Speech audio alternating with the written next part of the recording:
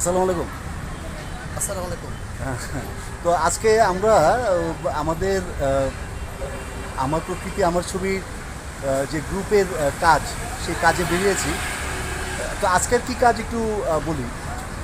আজকের কাজ হচ্ছে যে স্টিকার লাগানো জনস্বার্থে অ্যাওয়ারনেস তৈরি করা। অ্যাওয়ারনেস তৈরি করে যে আমরা স্টিকারে লিখেছি যে ময়লা আবর্জনা হাতির ঝিলে ফেলবেন না। তো যেহেতু এটা বিশেষত হাতির ঝিলের জন্য আমরা স্টিকারটা তৈরি করেছি এবং এখানে লাগাবো, তো এই জন্য আজকে হাতির ঝিলে আছি। তো ইতিমধ্যেই আমরা যখন স্টিকার লাগাচ্ছিলাম তখন এখানকার যে সিকিউরিটির যে লোকগুলো ছিল আমাদের কাছ থেকে আবার দু একটা স্টিকার চেয়ে নিয়ে গেল যে আমরা অন্য জায়গায় লাগাবো। তো আমি সাকসেসফুলি এই কাজটা করতে পারবো আজকে এবং ভালোই লাগতেছে যে অ্যাপ্রিসিয়েশনটা পাচ্ছি আর কি। তো আমাদের গ্রুপটা আসলে বিভিন্ন কারণে এতদিন মানে একটা জায়গায় দাঁড়ায় ছিল কোনো একটা কারণে, না হয় বললাম এটা, কিন্তু পারভেজ আমার সাথে বেশ কিছুদিন ধরেই আছে, অনেক আগ্রহ নিয়েই আমরা দুজনে একসাথে কাজকর্ম করতেছি।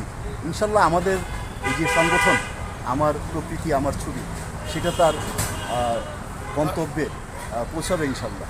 বাকি সবার শুভকামনার জন্য অনুরোধ করতেছি। পারভেজ কি? ধন্যবাদ। সকল ফেসবুক বন্ধুদেরকে শুভেচ্ছা রইল। আমি ঢাকা শহরের ছেলে, ঢাকা আমার জন্ম, আমি ঢাকাকে খুব ভালোবাসি। ঢাকার একটা মনোমুগ্ধকর পরিবেশগুলো যেগুলো আছে আমি চেষ্টা করব আমার প্রকৃতি আমার ছবির পক্ষ থেকে আপনাদের কাছে তুলে ধরতে। এরই ধারাবাহিকতা হিসাবে আমরা একটা সচেতনমূলক কার্যক্রম শুরু করেছি। সেটা হলো টোটাল হাতিঝিল এরিয়াতে যেখানে যেখানে মানুষের যাতায়াত রয়েছে, মানুষের আড্ডা রয়েছে, মানুষ বসে গল্পগুজব করছে, রেস্টুরেন্টের পাশে বসে আছে, তো সেই সকল জায়গাতে আমরা অ্যাওয়ারনেস প্রোগ্রাম শুরু করেছি।